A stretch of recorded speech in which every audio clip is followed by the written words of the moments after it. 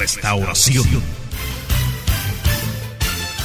Transmitiendo el mensaje que reconcilia al hombre con Dios. El Señor, y al estar aquí delante de ti, te adoraré. Postrado ante ti, mi corazón te adora, Dios. Y siempre quiero estar para adorar y contemplar tu santidad. Te adoro a ti, Señor, te adoro a ti. Con sus manos al cielo dígale: y al estar aquí, yo te adoraré, Señor, postrado ante ti. Con todas sus fuerzas dígale al Padre: y siempre quiero estar para adorar y contemplar tu santidad. Te adoro a ti, Señor, te adoro a ti. Y al estar aquí, dígale al Señor con todas sus fuerzas: yo te adoraré. Entregue su corazón hoy. Te adora Dios. Y siempre quiero estar y contemplar. Te adoro a ti, Señor, te adoro a ti. Solamente la iglesia. Y al estar aquí, así se adora, iglesia, con todas sus fuerzas. Postrado ante ti, te adora Dios. Y siempre quiero estar para y contemplar tu santidad. Te adoro a ti, Señor, te adoro a ti. Con el potente mensaje que restaura la vida del hombre. Restauración.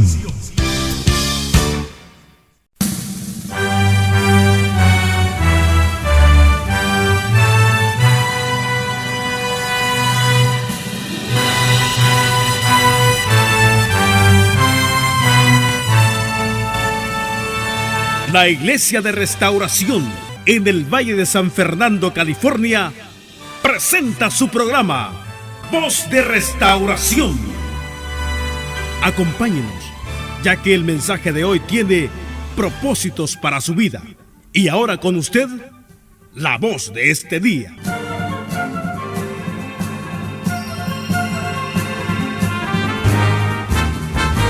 Voy a pedirles que abran sus Biblias rápidamente en el libro de Mateo capítulo 24. 7 señales del fin del mundo. Leemos la palabra del Señor. Mateo capítulo 24, el versículo 1 al 3. Dice la palabra del Señor en el nombre del Padre, del Hijo y del Espíritu Santo. Jesús salió del templo y cuando ya se iba, se acercaron sus discípulos para mostrarle los edificios del templo. Respondiendo, él les dijo: ¿veis todo esto? De cierto os digo que no quedará aquí piedra sobre piedra que no sea derribada. Y estando él sentado en el monte de los olivos, los discípulos se le acercaron aparte diciendo: dinos, ¿cuándo serán estas cosas y qué señal habrá de tu venida y del fin del mundo? Oremos. Amantísimo Dios y Padre celestial, estamos ante el gran trono de tu presencia para darte las infinitas gracias, Señor, por esta santa y bendita palabra que hemos leído para la honra y para la gloria de su precioso Hijo Jesucristo. Que su palabra, Señor, no regrese a usted vacía, sino que dé fruto para los corazones. En el santo, bendito nombre que es sobre todo nombre, en el nombre de tu Hijo amado Jesucristo, bendecimos esta palabra. Amén y amén. Amén. Pueden sentarse. Dios bendiga a cada uno de los hermanos que están en los anexos, que no pueden estar aquí adentro. Dios me les bendiga grandemente. Igual es la cámara. Dios me les bendiga. A los hermanos que están a través de la internet, también a los pastores, al pastor Luis Pérez, que viene desde Nueva York, de una de las iglesias preciosas que Dios ha levantado en Nueva York, enormemente creciendo, como la iglesia también del pastor César Flores, que es una de las iglesias que se está levantando en bendición tremenda aquí en el área de Los Ángeles, California.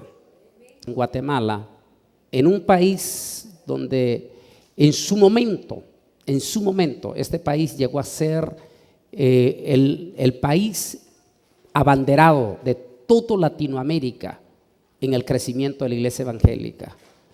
Pero era lógico que el Vaticano no se iba a quedar de brazos cruzados con Guatemala. Y algunos piensan que el Vaticano empezó a minar a la iglesia evangélica desde los 80. Algunos piensan que con lo que hizo el general Ríos Montt cuando llegó el Papa Juan Pablo II a Guatemala, y el general Ríos Montt no se le humilló como acostumbran todos los súbditos presidentes de América Latina a arrodillarse ante el Papa se enfureció en ese momento, y a partir de ese momento el Vaticano tomó acciones para no atacar a la iglesia evangélica, sino infiltrar a la iglesia evangélica. Y aunque este proyecto, algunos, y lo vamos a hablar profundo en la mañana, en parte del tema nunca los conocí, aunque este proyecto ya venía planificado desde el famoso Concilio Vaticano de la década del 60, el plan venía ya preparándose para el inicio del siglo XXI. El plan era, comenzando el siglo XXI, invadir a los niveles más altos a la iglesia evangélica. Se conoce como el plan luciferiano. Era un plan orquestado donde no importa los miles de millones de dólares que tuvieran que intervenir, lo iban a hacer con tal de socavar a la iglesia evangélica. Y es por eso, y lo vamos a ver en profundidad en la mañana en el seminario. Por ejemplo, ustedes simplemente, yo siempre digo, usemos la lógica antes de entrar al tema. Usemos la lógica, nada más la lógica. Si nosotros usáramos la lógica a la luz de la Biblia, nos daríamos cuenta, como por ejemplo, ¿quién conocía a Guillermo Maldonado hace 13 años? Nadie. Ni siquiera en el mismo Florida, en el mismo Miami. En el mismo Miami nadie sabía quién era Guillermo Maldonado. Era un evangelista que andaba haciendo campañitas, que nunca se sujetó a ninguna iglesia. Estoy citando palabras contundentes del pastor Georgie Acto, que es el pastor más viejo de Miami y que es el que tiene documentación y que lo conoce como la palma de su mano.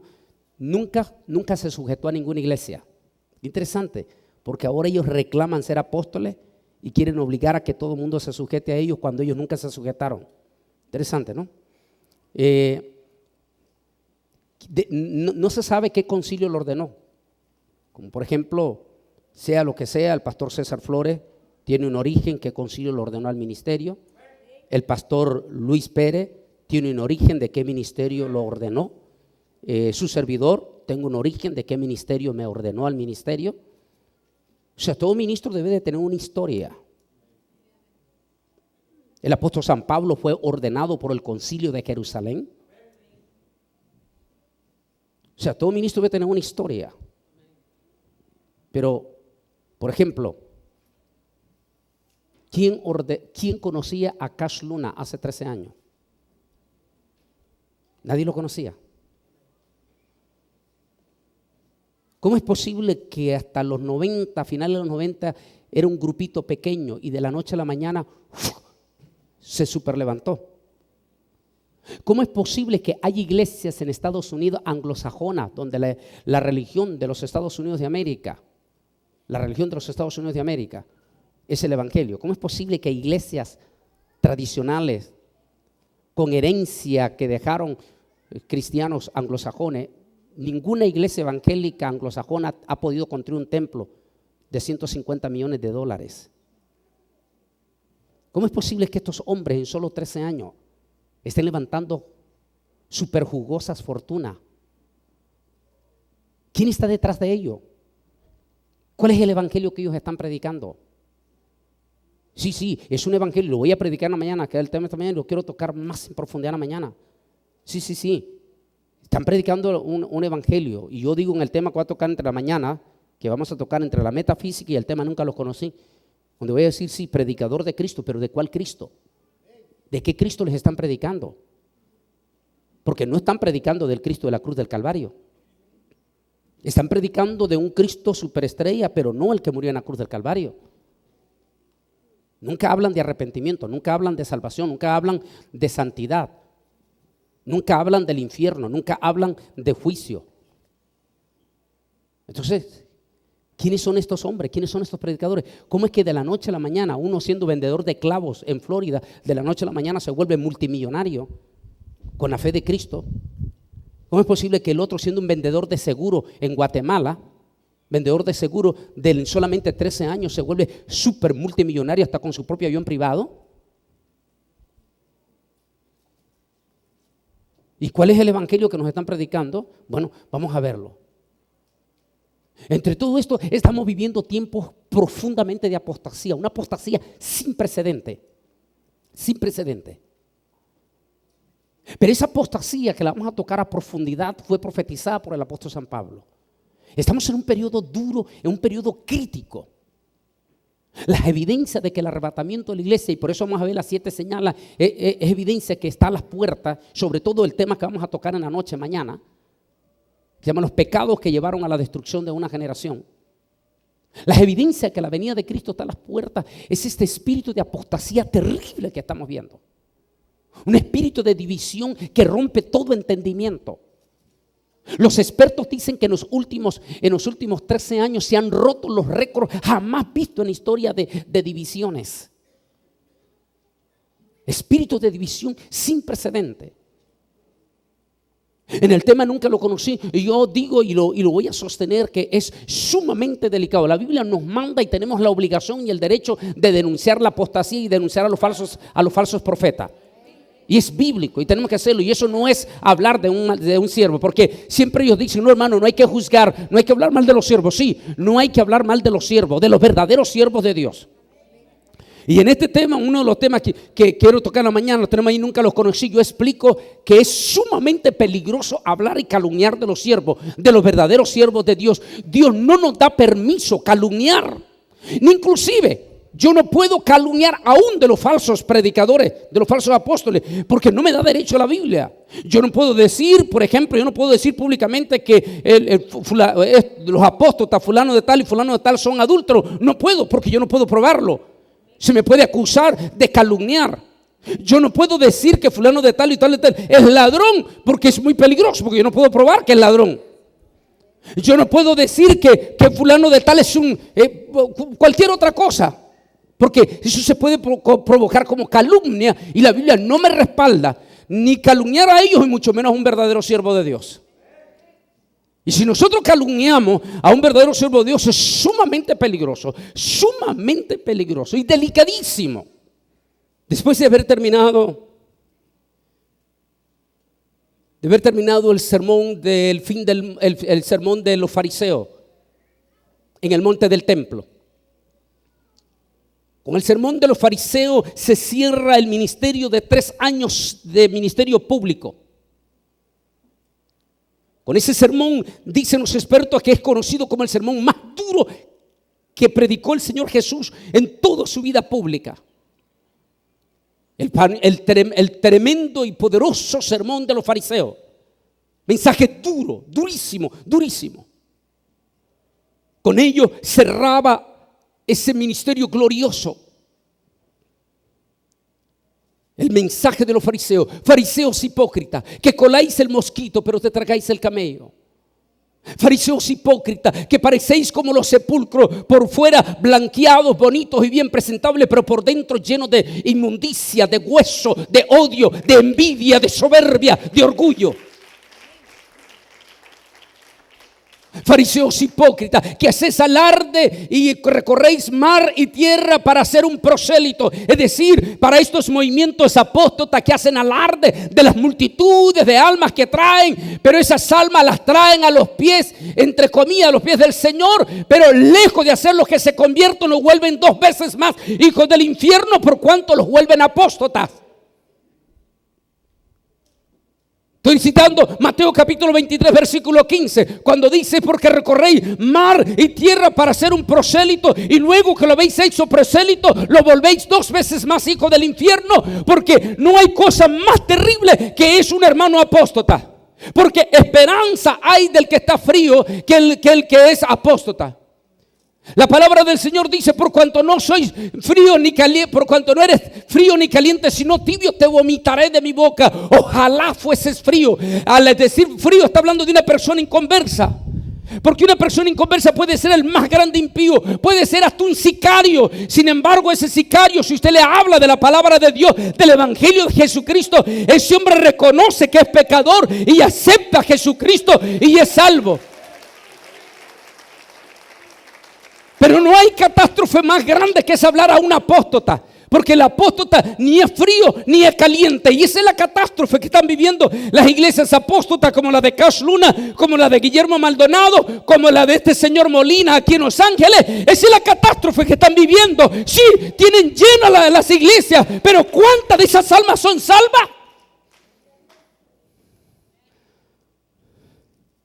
Y los han vuelto 2 veces más hijos del infierno. En Nicaragua hay un dicho que dicen: no son ni chicha ni limonada. Porque ni son inconversos, porque no se declaran inconversos, pero tampoco son salvos, porque no están cumpliendo con el evangelio de Jesucristo. Por cuanto no eres frío ni caliente, sino tibio, te vomitaré de mi boca. Hipócrita, porque recorréis cielo y tierra para hacer un prosélito, y luego que lo hacéis prosélito, lo volvéis 2 veces más hijo del infierno. En verdad os digo, dijo, que en aquel día será más tolerable el juicio para Sodoma y para Gomorra que para esta generación. Y después de haber terminado aquel tremendo, durísimo sermón, el sermón de los fariseos, no hay nada más que Dios aborrezca, no más profundo, que es a la persona de doble cara. Dios no soporta a la persona que tiene doble cara. Dios no soporta a aquel cristiano que es cristiano dentro de la iglesia, pero que cuando sale de fuera de la iglesia tiene otra cara. Dios no soporta a los hipócritas. O somos cristianos o no somos cristianos, pero no podemos tener doble cara. No podemos abrazar al hermano aquí y cuando salimos afuera enterrarle el puñal.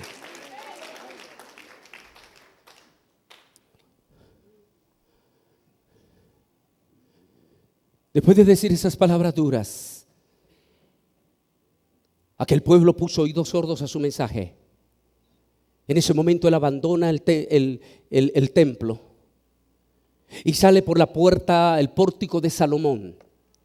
Hace unos 3 años el pastor César Flores estuvo con su servidor, estuvimos él y su esposa, estuvieron acompañándonos en Israel. Y estuvimos viendo esa puerta que hasta hoy en día permanece cerrada, se conoce como la puerta del Mesías o pórtico de Salomón. Hay una leyenda en el libro de Ezequiel, capítulo 43. En la leyenda Ezequiel dice que esa puerta sería cerrada una vez que el Mesías pasara por ella, sería cerrada y que no se volvería a abrir hasta que el Mesías regresara. Por increíble que parezca, hoy en día los expertos de Discovery, de National Geographic y todos los expertos en historia coinciden que el último hombre más famoso, es decir, el último hombre relevante de la historia que pasó por esa puerta fue Jesús de Nazaret, y desde entonces esa puerta se cerró y no se va a poder abrir hasta que el Mesías regrese. Es impresionante cuando estuvimos ahí, tal vez Pastor César recuerda esa puerta cerrada, sellada en ese momento ahí. Esa puerta es la última vez que él pasa. Él sale por el pórtico de Salomón después de predicar el mensaje, sale de ahí, baja por el valle de Cedrón y sube por el monte de los Olivos. Cuando él sube en el monte de los Olivos, de momento se detiene en el monte de los Olivos, en la parte media del monte de los Olivos, se detiene para mirar Jerusalén. Lo que más sorprende de todo esto es, si usted hace un análisis, sobre todo los líderes de la iglesia, hagan un análisis con su célula en los 4 evangelios y se dará cuenta que en el transcurso de la salida del monte del templo, del último mensaje que él predica, hasta llegar al monte de los Olivos, que es más o menos 1,5 kilómetros, casi 2 kilómetros, se produce un silencio profundo. Es decir, no hay diálogo, no hay nada. Es como que en ese momento los apóstoles presentían en su corazón que el ministerio más extraordinario de la historia, que el ministerio más grande que nos había visitado, estaba a punto de cerrarse. Otros dicen que es como que los apóstoles presintieran que el divino maestro, el maestro más extraordinario, el Dios que se había hecho carne, sentían ellos que en ese momento estaba terminando su historia sobre la tierra. Por eso dicen algunos, se produce ese silencio. Nadie pregunta nada. Todos van caminando, imagínense, 1,5 kilómetros, imagínense usted caminando. 1,5 kilómetros. Tal vez a los que ya estamos aquí en Estados Unidos, el kilómetro, como estamos tan acostumbrados, ya el carro lo agarramos en 2 minutos. Pero si recordamos allá los años cuando venían de El Salvador, de Guatemala, que algunos ya no se quieren acordar, nos acordamos que los kilómetros se hacían largos. Así es que en esa caminata de ese kilómetro y resto se produce un silencio profundo.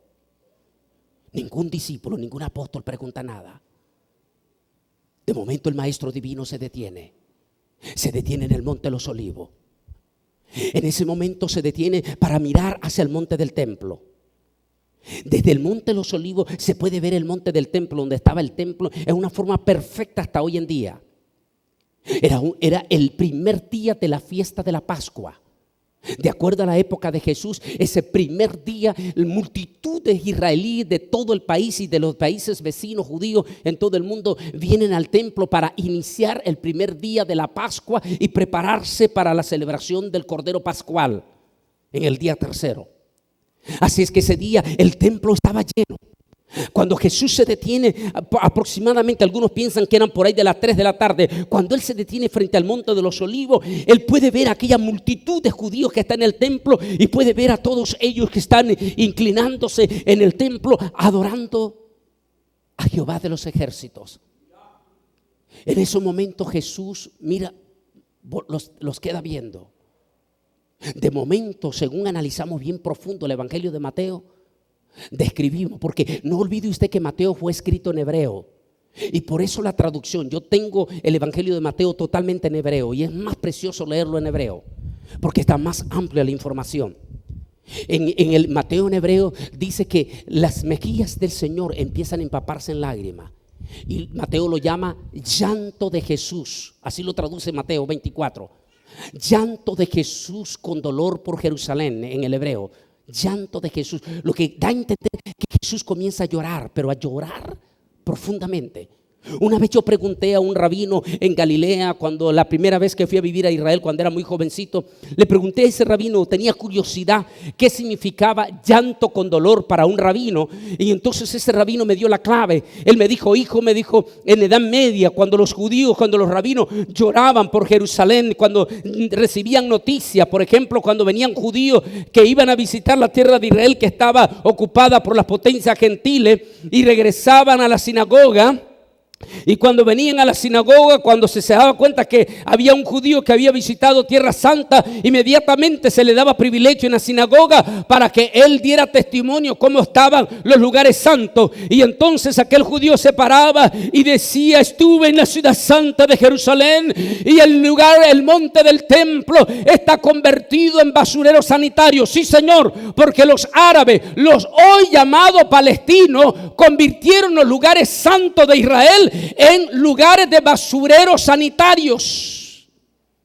Y cuando este judío se paraba y decía: el lugar santo está convertido en basurero sanitario, hoy ya no se escuchan los cantos del levita, hoy no se escuchan las oraciones del levita, hoy no se escucha el cuerno del chofar, hay dolor en Jerusalén. Entonces me dijo este rabino, cuando los rabinos escuchaban esta noticia, rasgaban su ropa y comenzaban a llorar con gemidos, con gritos: Señor, ¿hasta cuándo nos volverá a nuestra tierra? Me dijo: eso significa llanto con dolor.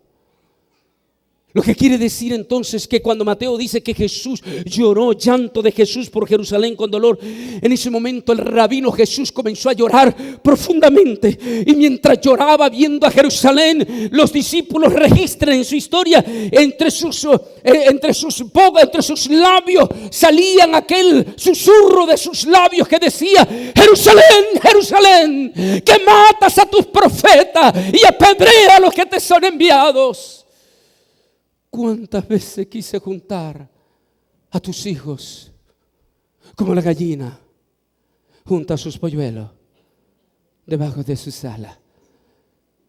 En verdad te digo que desde ahora no me volveréis a ver, y vuestros hijos serán llevados cautivos a todas las naciones del mundo, y Jerusalén quedará en manos de las potencias gentiles.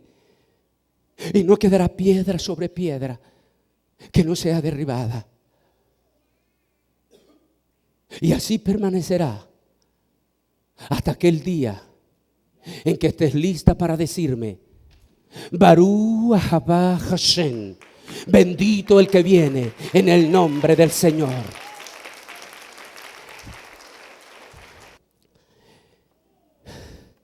Después de haber dicho esa palabra, esa declaración de Jerusalén,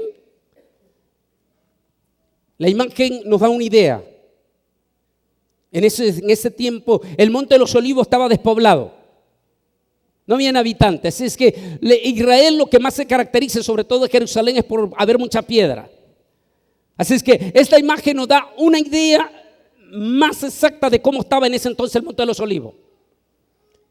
Así es que después de haber llorado por Jerusalén, compungido, en ese momento es lo lógico. Los discípulos lo agarran y le dicen: Señor, siéntate un momentito. Se sienta en ese momento el Señor Jesús, alrededor se sientan sus discípulos, y cuando el Señor ya ha reposado después de llorar, está sentado en ese momento, los discípulos se le acercan y le dicen: Señor, ¿cuándo serán esas cosas que tú acabas de anunciar? Es decir, ¿cuándo es que Jerusalén será destruido y que los judíos serán llevados cautivos a todas las naciones? El Señor les dice inmediatamente que ellos van a ser testigos. Es decir, que la mayoría de los discípulos no iban a morir sin antes ver el cumplimiento de esa profecía, cuando Jerusalén iba a ser destruida y el pueblo judío iba a ser llevado cautivo. Efectivamente, el pueblo judío vio, los discípulos fueron testigos del cumplimiento de esa profecía, cuando en el año 67-70 el emperador Tito destruyó la santa ciudad, destruyó Jerusalén, y el pueblo judío fue llevado cautivo a todas las naciones. Y aquí vienen las otras preguntas. ¿Cuál será la señal del fin? ¿Cuál será la señal de tu venida? De tu venida y del fin del mundo. Aquí es cuando Jesús entra, y aquí es donde nosotros hemos hecho un resumen de las 7 señales más importantes. No es que hayan solo 7 señales, hay múltiples de señales que se están cumpliendo en estos momentos. Pero vamos a tocar 7 señales específicas que nos muestran por qué creemos que nosotros estamos al filo del fin de una generación, hacia el fin del mundo y por ende hacia el arrebatamiento de la iglesia. Así es que la primera señal que vamos a tomar en esta noche, tome nota, tiene que ver con el pueblo de Israel. No tiene que ver con el retorno de los judíos, porque hasta hoy en día los judíos no van a regresar en su totalidad, sino que todo el pueblo judío terminará de regresar a su territorio al final de la gran tribulación. Así es que no se refiere al regreso de los judíos, sino más bien al renacimiento de la nación judía como nación, como país. Cuando Israel volviera a ser nación, oiga bien, cuando Israel volviera a ser nación, entonces comenzaría la primer señal de la venida del Señor y con ello rumbo hacia el fin del mundo. Ahora vamos a ver las evidencias. Por 2000 años el territorio de Israel fue tierra de nadie. Por 2000 años esa tierra estuvo ocupada por potencias gentiles. Es muy interesante porque Israel es un país chiquitito, lo vamos a ver en el mapa. De solo 20.000 kilómetros cuadrados, 21.000 kilómetros cuadrados. 20.000 kilómetros cuadrados, un poquito más pequeño que El Salvador. El Salvador tiene 21.000 kilómetros cuadrados. Con la diferencia que El Salvador es un país un poco cuadrado. Lo que quiere decir que los salvadoreños no pueden ver desde algún punto del Salvador, no pueden ver los 4 puntos cardinales del Salvador. Sin embargo, Israel es un país donde desde un lugar específico se puede ver a la perfección los 4 puntos cardinales para comprobar que la Biblia no se equivoca cuando le dijo en Génesis capítulo 19 al padre Abraham: todo lo que estás viendo ahora te pertenece a ti y a tu descendencia. Vamos a hablar de eso. Por 2000 años esa tierra fue tierra de nadie. Uno dice, ¿cómo es posible que un país tan rico, pero tan rico en la historia, cómo es posible que en 2000 años potencia tras potencia lo van a ocupar y en 2000 años a ninguno de estos pueblos se le ocurriera levantar una bandera, como sucedió en Centroamérica con Guatemala, con Honduras, con El Salvador, con Nicaragua, cuando fueron las delegaciones a Guatemala y cada quien se repartió un pedazo de tierra? Las delegaciones más grandes pues agarraban un pedazo de tierra más grande. En este caso fue la de Nicaragua, la segunda fue la de Guatemala, la delegación más grande presentada en Asamblea para la Independencia. La más pequeñita fue la de El Salvador, por eso le tocó 20.000 kilómetros cuadrados. La otra pequeña fue la de Costa Rica, le tocó 50.000 kilómetros cuadrados. Sea lo que sea, se repartieron y levantaron una bandera. Los salvadoreños dijeron: nuestra bandera será azul y blanca con un escudo representando a las 5 provincias originales. Pero ¿cómo es posible que una tierra codiciada, famosa, histórica, va a permanecer 2000 años ocupada por potencias gentiles y que a ninguno de estos pueblos se les ocurriera, como sucedió en Centroamérica, levantar una bandera y declararla país? ¿Y sabe por qué? Ni siquiera los hoy mal llamados palestinos, que tanto alarde hacen, que quieren hacer tratado de paz y que están obligando a que los judíos les regresen los territorios ocupados. ¿Cuáles territorios ocupados? Israel no está ocupando ningún territorio. Israel sencillamente está de nuevo en su tierra, la tierra que le heredó Jehová de los ejércitos.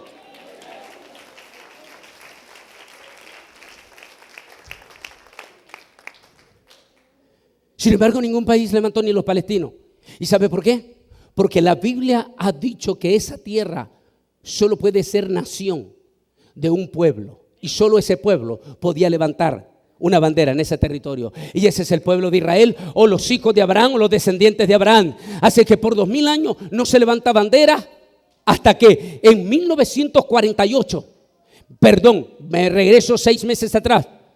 En 1947, noviembre 29, con la recién fundada Naciones Unidas, con solo 93 naciones representadas en las Naciones Unidas, se decide llevar a la Asamblea General la votación para ver si las Naciones Unidas votan a favor de la creación de un Estado judío. Se lleva a cabo aquella famosa Asamblea General. En esa asamblea donde nuestros países de América Latina van a jugar un papel extraordinario. Porque en su inmensa mayoría nuestros países de América Latina van a votar a favor de un Estado israelí. Excepto 3 países: Argentina, En especial Cuba, que votó abiertamente y con odio profundo en contra de Israel. El segundo país que votó en contra de Israel fue Argentina. El tercer país que votó en contra de Israel fue Colombia. Y 2 países más que se abstuvieron. Entre ellos fue Chile, uno de ellos que se abstuvo. No votó en contra, pero no votó a favor. La Biblia dice que son benditos los que bendigan a Israel y que son malditos los que maldigan a Israel. Si bien es cierto, Colombia votó en contra de Israel, más tarde, varios años después, uno de los presidentes de Colombia pidió perdón públicamente por haber votado en contra de Israel, y esa maldición se le quitó a Colombia. Pero Argentina y Cuba hasta hoy en día no han pedido perdón. Y qué interesante, mire cómo está Cuba. Y mire cómo está Argentina, el país número 1 de exportación de apostasía ahorita a nivel mundial. El máximo líder de quien vamos a predicar el domingo, el nuevo papa o el papa negro, es de origen argentino, y que multitudes, incluyendo falsos evangélicos, están alabando sin darse cuenta hacia dónde van.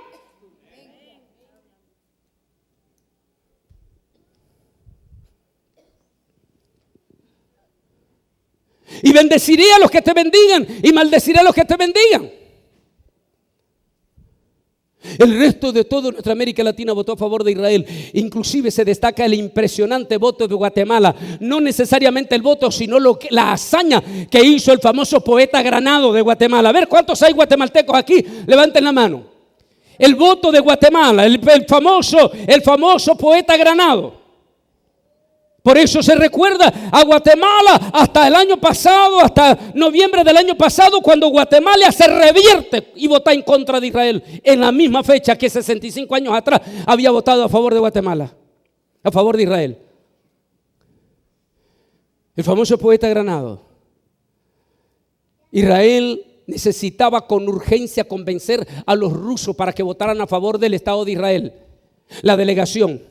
Para eso necesitaban no menos de 7 horas para convencer a la convención rusa, y si los rusos votaban a favor, todos los países comunistas del bloque soviético iban a votar a favor de Israel. Por eso necesitaba tiempo Israel en asamblea, y el problema era que necesitaban 7 horas, y en ese momento le toca la palabra al embajador Granados de Guatemala, y la delegación de Israel le pide al embajador Granado que por favor de su discurso, que solo iba a durar 30 minutos, que ese discurso se extienda por 7 horas.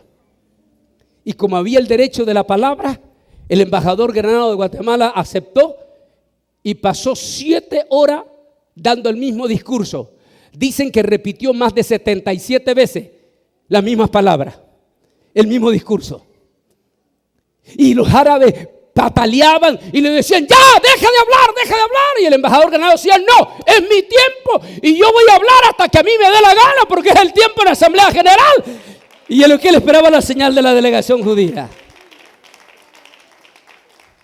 Cuando ya estaba lista la delegación judía, le hizo seña atrás al embajador de Israel, y el embajador Granado terminó su discurso más largo de la historia, y Guatemala se metió en la historia de Israel. Hasta hoy en día el embajador Granado es recordado en la historia de Israel y tiene su nombre en una de las calles en recordatorio de Israel. Un centroamericano hizo historia en el nacimiento de Israel.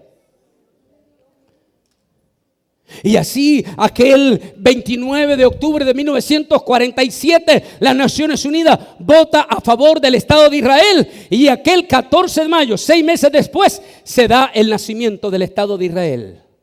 Miremos un poquito a vuelo de pájaro. Israel está situado en el Medio Oriente, a lo largo del mar Mediterráneo. Limita con el Líbano, Siria, Jordania y Egipto. Sirve de puente a 3 continentes: Europa, Asia y África. Qué interesante, qué lindo que es Dios, qué perfecto que es Dios. Dios puso a Israel exactamente en un lugar estratégico. En aquel entonces solo se conocían 3 continentes. Recuerda que América no se había descubierto y Oceanía tampoco se había descubierto. Así que solo se conocían 3 continentes: Asia, África y Europa. Así es que Israel no fue puesto accidentalmente en ese territorio. Dios lo hizo perfecto, porque Israel está exactamente en el corazón de esos 3 continentes. Todos los 3 continentes tienen que pasar por Israel. Qué lindo, ¿no? Qué lindo ahí. Así es que Dios lo pone estratégicamente allí en esa parte del Medio Oriente, y ahí está ubicado el territorio de Israel. Es largo, es una franja ancha y larga, larga y angosta. A lo largo mide 470 kilómetros y lo ancho es, en la parte más ancho, 105 kilómetros. Parado en la mitad del territorio de Israel, que es en los montes de Judá, en el mes de junio, mes de julio, uno puede ver a la perfección los 4 puntos cardinales. Por ejemplo, si alguien se para en el monte de Judá y mira hacia el norte, va a ver el monte de Hermón. Allí es donde comienza la frontera de Israel. Si uno se voltea en los montes de Judá hacia el sur, uno va a ver el Mar Rojo. Allí es donde termina la frontera de Israel. Si uno se voltea hacia el este, ve los montes de Moab, Jordania. Allí es donde comienza el territorio de Israel. Si uno ve hacia el oeste, va a ver el gran mar, el mar Mediterráneo. Allí es donde termina el territorio de Israel. ¡Wow! Perfecto. Tal como lo cité, Génesis capítulo 19. Y toda la tierra que ahora estás viendo, esa tierra te la daré a ti y a tu descendencia. ¡Qué lindo! Así que Israel no le ha robado territorio a nadie, es su tierra, es tierra que el Altísimo Dios Todopoderoso se la heredó. Ahí vamos a ver el milagro de esa tierra que Dios ha levantado en esta parte del mundo. Nótese bien, la rica variedad de la flora y la fauna de Israel se refleja tanto en su situación geográfica como en la variedad de su situación topográfica y clima. Hay más de 500 clases de pájaros y especies de mamíferos y reptiles, 2.600 especies de plantas, de las cuales son originarias 150 de esas plantas de flores. 150 son únicas y exclusivas del territorio de Israel. Cuando uno ve ese país de flores, nos acordamos de la profecía de Ezequiel 36. Y sucederá que en aquel entonces yo haré que el desierto vuelva a florecer como el jardín del Edén. Hay 150 variedades de flores que solo se producen en Israel y que son las flores más codiciadas en Europa, compradas porque son únicas en todo el mundo. Es como que si dicen, los rabinos dicen, son 150 flores que se reservaron del jardín del Edén y que se reservaron en el territorio de Israel. Sea lo que sea, ahí está la gran profecía del profeta hablando acerca de que Israel florecería en los últimos días como el jardín del Edén. Israel es un país de inmigrantes. Le dicen el país, le dicen el mosaico. ¿Sabe por qué le dicen el mosaico? Nuestra comunidad hispana lo entiende bien esto. El mosaico es un ladrillo que está compuesto por un montón de piedritas de diferentes colores. ¿Se da cuenta? ¿Sabía, verdad? Le dicen a Israel el mosaico porque en los últimos 65 años han regresado 6 millones de judíos de 189 naciones. Hay judíos de todos los colores. Hay judíos negritos, que son los judíos de África. Hay judíos chinitos, allí con los ojitos así parados y pelitos parados, que son los judíos de China y de Japón que han regresado. Hay judíos hispanos y hay judíos anglosajones. Por eso le dicen el mosaico. Judíos de todos los colores. De eso indica que han regresado de todo el mundo, de 189 naciones. De esas 189 naciones se hablan 83 idiomas. En un país de solo 6 millones de habitantes se hablan 83 idiomas. De esos 83 idiomas, el idioma español es el 9º.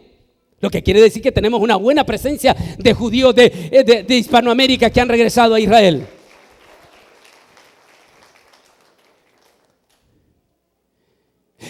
Te traeré del cautiverio a mi pueblo Israel. Ellos edificarán las ciudades asoladas y las habitarán.